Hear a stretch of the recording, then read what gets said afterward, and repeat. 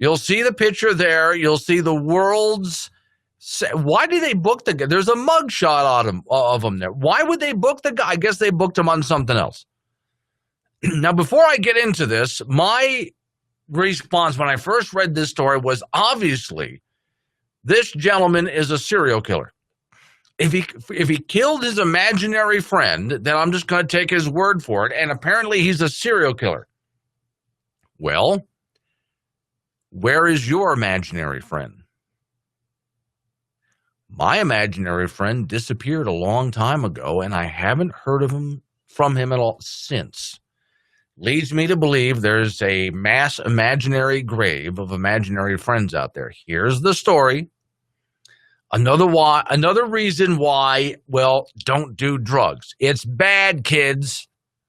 You end up killing your imaginary friend and then demand the death penalty as one Florida man did. Now, Geoff Gaylord, don't make fun of his name. His last name is Gaylord. Don't make fun of him. That's homophobic or something like that. Walked into a Jacksonville sheriff's office and confessed his crime. He said he repeatedly stabbed his friend. Oh, my God.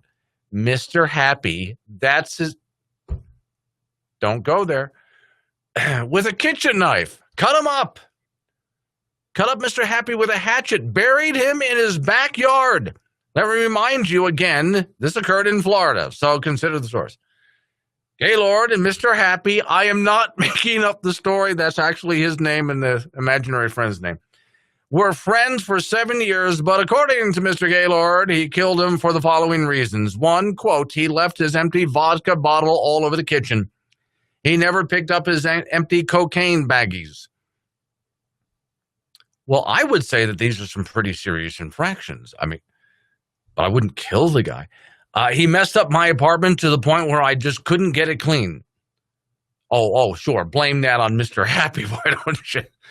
He messed, before Happy started doing drugs and acting weird, he was my best friend forever, my BFF.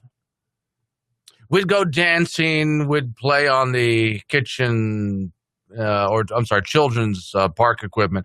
Both huge fans of doom metal, listen to it for hours with the lights turned off. Well, that drunk driving incident, I unfairly blamed for him. It just got messy after that. And so finally pushed him over the edge, and Mr. Gaylord murdered Mr. Happy.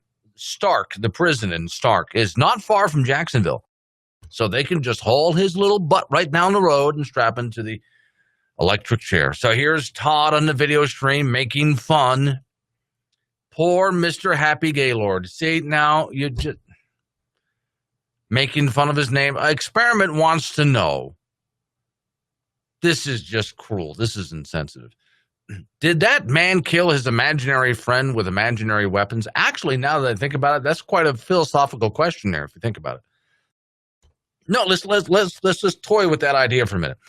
Do you kill your imaginary friend with a real weapon? Do real weapons work on imaginary friends? Or do you kill your imaginary friend with an imaginary weapon because only imaginary weapons work on your imaginary friends? Now, if you really want me to twist your brain around, so does your imaginary friend turn to his imaginary friends, think about it, you'll get a headache thinking about it, and say, well, my real friend, Bob, you don't have a real friend, Bob. There's no such thing as real. Quit doing that. You're messing your head up. There's no real people. See, this really gets confusing. No wonder this guy was doing drugs. I'm going to say that you would have to use an imaginary weapon on an imaginary friend. Now, here's where Todd just gets racist and very insensitive. Todd then responds, I wonder what race Mr. Happy was. Well, obviously, Todd, he was clear. Okay? That's why nobody could see him. He was transparent. You got something against transparent skinned people, Todd? Huh? Yeah, I'm calling you out on this one, pal. Dan, we need a name for that. Okay, there's some kind of racism there for somebody who's bigoted against transparent people. I want to know what you would call that. Because apparently Todd has something against transparent people. Just because the guy is see-through, it's not his fault that he was see-through. Okay, so I really feel bad for him. And yes, if this guy wants to get the electric chair, Stark is just up the road over there. And they can just go ahead and take care of the whole thing. One less imaginary friend serial killer to worry about. I especially think he's a serial killer because, think about it. He didn't just stab his imaginary friend. He hacked him up into little pieces. Little pieces with an imaginary hatchet. Yeah, okay, that's better, Todd. Yeah, that's better. Todd writes, transparent lives matter. Oh, yeah, because that was a transparent murder there. Oh, that murder was completely transparent. Yes, transparent lives matter. So you know something? I can't wait until the next imaginary riot happens over this. Because you know what's going to happen?